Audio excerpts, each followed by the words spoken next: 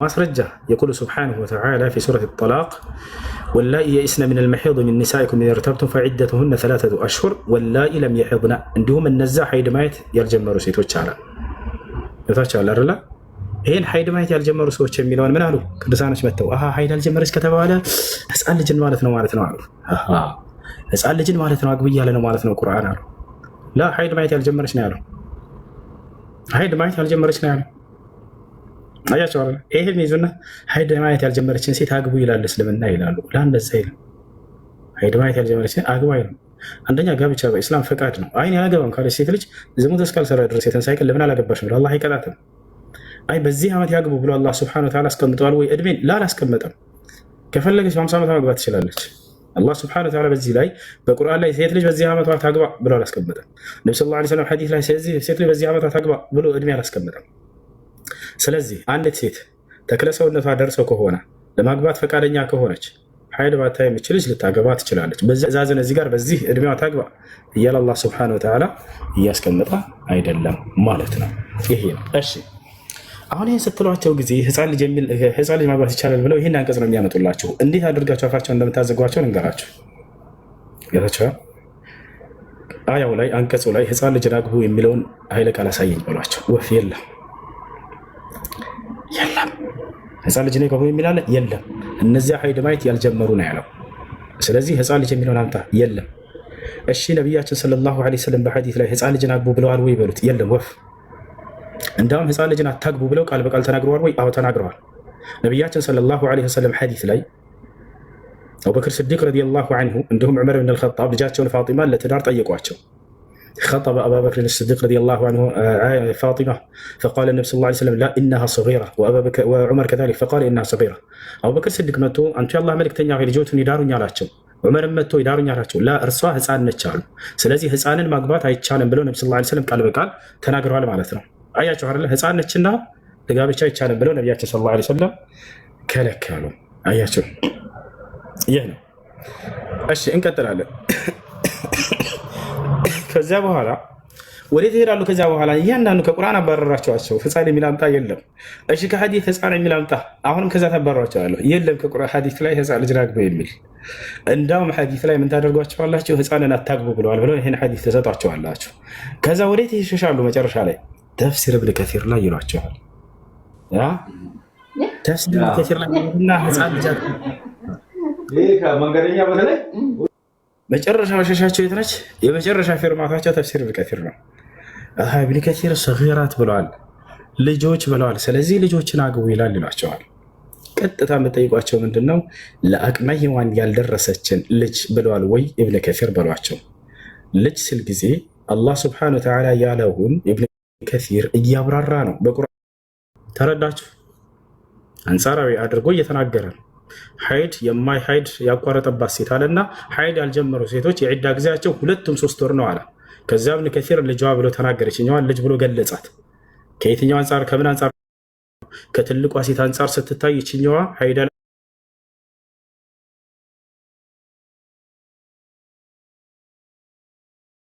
ያየችው ልጅ ነች አዎ ልጅ ነች ከተሻለ አይደለ አንጻራዊ ልጅነት ነው የ50 ዓመት ሴትና የ30 ዓመት ሴት አብረው ቢቆሙ እቺ ትልቋ ሴት ከተባለ የ30 ዓመቷን ምንድነው ምንላት ትንሿ ልጅ እንላታለን هذا ما قال ابن كثير رحمه الله تعالى ነገር ግን ابن كثير ለአቅመ ሔዋን ያልደረሰች ትንሽ ልጅ ይብሏል ወይ ላ አይሶ እንዳው ለአቅመ ሔዋን የደረሱ ሴቶች ልጆች እያለ ይናገራል ሌላ ቦታ ላይ واذا بلغ الاطفال منكم الحلم فليستاذنوا እያለ የሚናገረው አንቀጽ ላይ ሄዳችሁ ቀጥታ ابن كثير ወብተሉ اليتامى حتى اذا بلغوا النكاح የሚለውን ቀጥታ ኢብኑ ከሲር ሄዱላቸው ለአቅመ ሔዋን የደረሱ ልጆች እያለ ይናገራቸዋል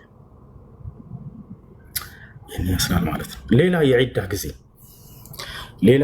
ጊዜ ኢዳ ብሎ ማለት አንዲት ሴት ባሏ ከፈታባት በኋላ ሌላ ባል እስክታገባ ድረስ የምትቆይበት የቆይታ ጊዜ ክፍተቱ የዒዳ ጊዜ ይባላል ስለዚህ ነው ያወራን ያለነው ስለዚህ ነው ፈታት በዚች ሴት ላይ የዒዳ ጊዜ አለባት የለባትም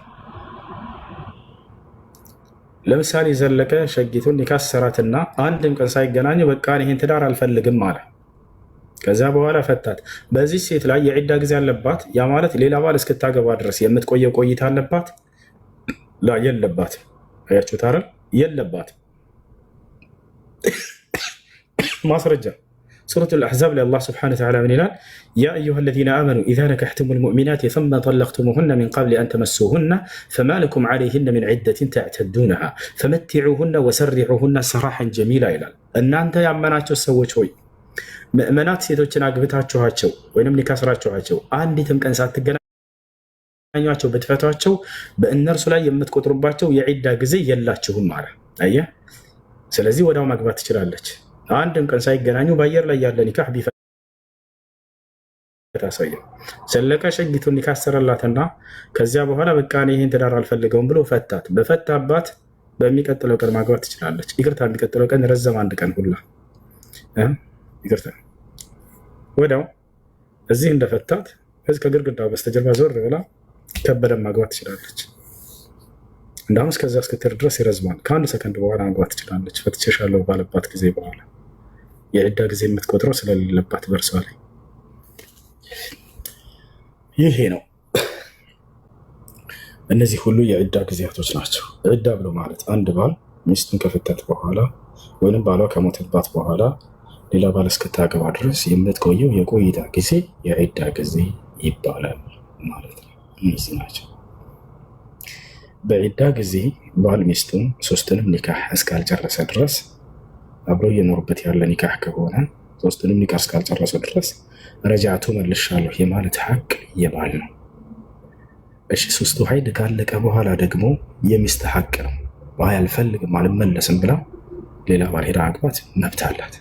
ሶስቱ ሀይድ እስኪያልቅ የእርሱ ሐቅ ነው። ከሶስቱ ሀይድ በኋላ ደግሞ ከዒዳ ጊዜ በኋላ የማን ሐቅ ነው?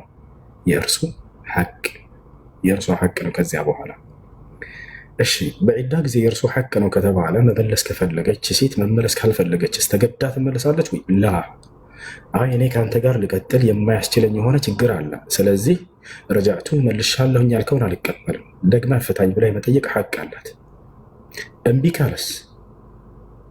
ካለስ ሸሪዓ ፍርድ ቤት ሄዳ ፈስኽ ማስደረግ የማስወረድ ሐቅ አላት።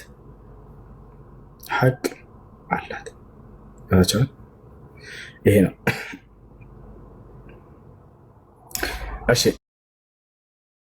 ሙሉ ነሽ ጠይቅሽ። ኦኬ ከዛኛ ጥያቄ ወጥቻለኝ። አሁን የምታስተምረው ባለው ትላላናሳ ነው ጥያቄ ያው እየሰማሁ ስለሆነ አሁን ምሳሌ አሁን በጋብቻ ለምታስተምሩት ቢያንስ ፊት የሚባል ነገር የለም እንዴ? ማታረቅ የሚባል ነገር የለም? እሷም ተነስታ ፈታ ማግባት ትችላለች፣ እሱም ፈቶ ማግባት። እንደዚህ ከሆነ ህጋችሁ 4 ነው የሰጠው ቁርአናችሁ ማለት ነው። እንደዚህ ከሆነ እኮ ከ4 በላይ ልታገባ ነው ሊያገባ ነው ማለት ነው። መታረቅ የሚባል ነገር የለም እንዴ እያለች ነበረ። ስለመታረቅ አላወራንም እናራው እንጂ እንዳለ ሙሉ ቁርአን ስለመታረቅ አላህ ቃል በቃል ወአስሊሑ ዛተ በይነኩም ይላል። በመካከላችሁ አስታርቁ እያለ ይናገራል። ላ ኸይረ ፊ ከሲሪን ሚን ነጅዋሁም ኢላ መን አመረ ቢሰደቀቲን አው ማዕሩፊን አው ኢስላሕን በይነ ናስ። በሰዎች መካከል ማስታረቅ እያለ ይናገራል።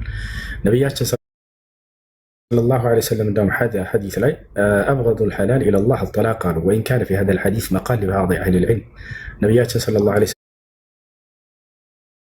ወሰለም ከአላህ ዘንድ የተጠላ ነገር ብሎ ማለት ተፈቅዶ የተጠላ ነገር ፍቺ ነው፣ አትፈታቱ እያሉ ነብዩ ሰለላሁ ዐለይሂ ወሰለም ገስጸዋል፣ መክረዋል። ነገር ግን ካልተግባቡ እነዚህ ሰዎችስ አሳማኝ የሆነ ምክንያት ኖሯቸው ሰውየው ትዳር ሊሆን የማይችል ከሆነ ይሄ ሰውዬስ የዛኔ አብሮ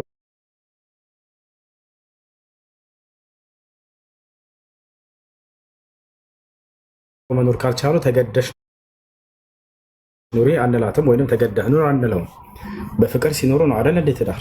የማይዋደዱ የማይስማሙ ከሆነስ እየተቧከሳቸው ኑሩ ይባላል ወይ? ላ ይባላል። አላህ በቁርአን ላይ ፈኢምሳኩም ቢማዕሩፊን አው ተስሪሑን ቢኢሕሳን አለ። ወይ ከቻላችሁ በመልካም መኗኗር፣ በመልካም መኗኗር የማትችሉ ከሆነ ግን በሰላም መለያየት ብሎ አስቀመጠ። ያንን ህግ ነው ቢለያዩ የሚለውን ህግ እያየን ነው። እሱ ነው ይህ ህግ መጽሐፍ ቅዱስ ላይ ያለው። ወፍ የዕዳ ጊዜ ምናምን የለም። እሺ እንዴ ማለትም ህግ አልኩት። አሁን ምሳሌ 4 ማግባት ይችላሉ ብለን ስንጠይቅ 4 ማግባት ይቻላል እና ህግ ተሰጥቷቸዋል አይደል? እንዴ አሁን በኔ መጽሐፍ አልመጣም፣ በእናንተ ማለት ነው። አሁን ትእዛዝ ነው። አሁን በቁርአናዊ ካይደ በኔ መጽሐፍ ላይ አልመጣም ያልሽው ምንድን ነው ልጄ? ማለትም ህግ ነባ ስትል ሰምቼ ነው። ማለቱም አሁን በአንተ ቁርአን ላይ ተሰጠ ሁሉ ትእዛዝና ህግ ነው የምትጠብቀው ከሆነ አይደለም ነው። በእኔ መጽሐፍ ላይ የለም አልተጻፈም ያልሽው ምንድን ነው? እግዚአብሔር ከአንድ በላይ አታግቡ ብሎ የተናገረበት ጥቅስ አለ መጽሐፍ ቅዱስ ላይ? እኛም ላይ መፈታት አይፈቀድም። አሁን ፊቱ አግቡ ምን አይልም፣ መፈታት አይፈቀድም። ሱሳይና ጥያቄ እግዚአብሔር እንደ መጽሐፍ አንድ ሰው 1000 ሚስት ቢያገባ ችግር የለበትም መጽሐፍ ቅዱስ። ለምክንያቱም ቅዱስ ማነው ታላላቅ አምላክ ሲያናገራቸው የነበሩ መጽሐፍ ነው ራሱ የጻፈልሽ። እነ ሰለሞን ምናምን 1000 ሚስት ነበረው አይደለ? 700 ሚስቶች 300 ቁባቶች። እግዚአብሔር አንዲት ቦታ ላይ ለምን እነዚህን ሁሉ አገባህ ብሎ ገስጾታል? ተቆጥቶታል? እሱ የብሉይ ኪዳን ጊዜ ነው። እሱን ሳይሆን አሁን እኛ ትእዛዙ ምንድነው? ከአንድ ለአንድ ነው። 4 አግቡ 3 አግቡ ፊቱ አግቡ የሚልበት የለም። አንድ ለአንድ ነው የሚፈቀድበት። ከአንድ በላይ አታግቡ ብሎ የከለከለበት አለ ወይ ነው አሁን ጥያቄ? አዲስ ኪዳን ዝሙት ነው የሚሆነው። ከአንድ በላይ አታግቡ ተብሎ የቱ ጋር ነው ከአንድ በላይ ማግባት ዝሙት ነው የሚለው? ጥቅስ የቱ ጋር ነው ያለው? ዝሙት ነው። አሁን ያገባው ወንድ ያገባችን ሴት ቢያገባ ያላገባው ወንድ ያገባችን ሴት ቢያገባ ዝሙት ነው። እንኳን አላት እንደተ ከአንድ በላይ ማግባት ዝሙት ነው የሚል ጥቅስ መጽሐፍ ቅዱስ ላይ ማስረጃ? ዝሙት ነው ማስረጃ። እኔ ስሜ ማስረጃ ይባላል። ሌላኛው ስሜ ትክክለኛ ስሜ ይሁን ነው። በጣም ይቅርታ አንድ አውርቼ ልውረድ። ያላለሽ አንድ አውርቼ